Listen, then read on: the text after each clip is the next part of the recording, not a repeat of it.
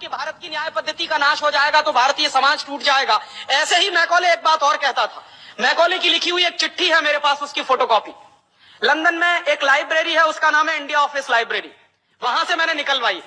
India office library में से ऐसे कुछ 50,000 से ज्यादा डॉक्यूमेंट्स मैं निकाल के लाया और वहां के कई लोगों की मदद से हमने वो निकलवाए हैं। तो उनमें एक चिट्ठी है मैकॉले की, वो उसके अपने पिताजी को उसने लिखी है। जब वो यहाँ ऑफिसर बन के आया है तो मैकॉले क्या लिख रहा है कि भारतीय समाज को अगर बर्बाद करना है तो भारतीय न्याय पद्धति बर्बाद करो। तो वो करने के लिए उसने आईपीसी बना दिया, सीआरपीसी बना दिया, सीपीसी बना दिया और बर्बाद हुई। दूसरी बात वो कहता था कि भारतीय समाज को बर्बाद करना है तो भारतीय शिक्षण पद्धति का नाश करो। तो मैकॉले कहा करता था कि जो भारतीय शिक्षण पद्धति है, वो खुद मानता था इस बात को, यह दुनिया की सबसे ज्यादा विकसित और सबसे अच्छी पद्धति।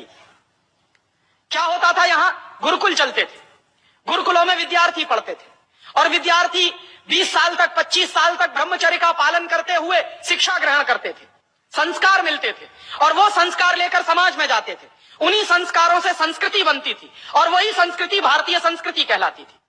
ऋषि थे, मुनि थे, बड़े बड़े ज्ञानी थे, महात्मा थे, वो गुरुकुलों को चलाया करते थे और सारे के सारे गुरुकुल जो चला करते थे उनमें वेदों का अध्ययन, पुराणों का अध्ययन, उपनिषदों का अध्ययन, जो भारतीय ज्ञान है, जो भारतीय मनीषा है, उन्हीं सब का अध्ययन संस्कृत के माध्यम से कराया जाता था।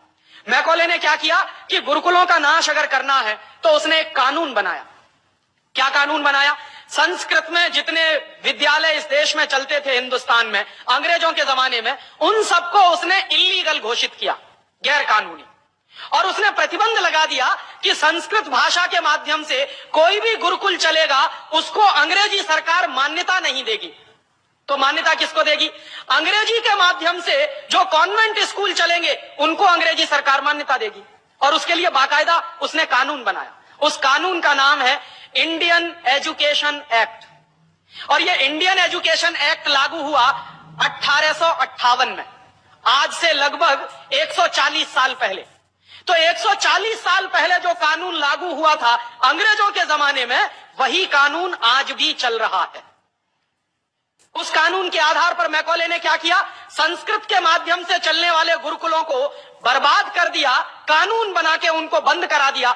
जो उनमें अध्यापक होते थे, गुरु होते थे, उनको मार पीट कर अंग्रेजी सरकार जेल में बंद करती थी। जो विद्यार्थी अध्ययन के लिए जाते थे उनको रोक दिया जाता था, उनका अध्ययन ना होने पाए उसके लिए समस्याएं खड़ी की जाती थी। और दूसरी तरफ कॉन्वेंट स्कूल चालू कर दिए और उसमें अंग्रेजी के माध्यम से शिक्षण देना शुरू किया।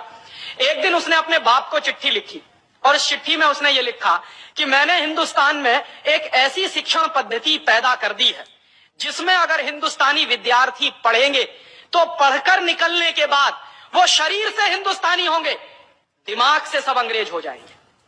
वो देख रहे हैं, अभी देख रहे हैं।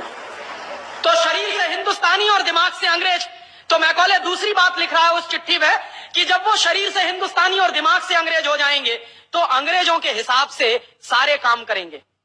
और वो विद्यार्थी जब कॉन्वेंट स्कूल में से निकलेंगे तो सबसे ज्यादा गालियां भारतीय संस्कृति को देंगे, सबसे ज्यादा गालियां अपने मां बाप को देंगे। कैसे? मॉम और डैड कह के। डैड माने होता है मरा हुआ और मम्मी माने होता है शव। इजिप्ट में आप जाइए, मिस्र एक देश है, वहां पे ममीज कहा जाता है किसको? मरे हुए आदमी के शव को।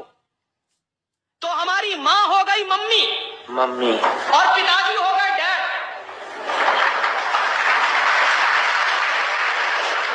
आया कहां से ये? मैकॉले ने डाल दिया हमारे दिमाग में।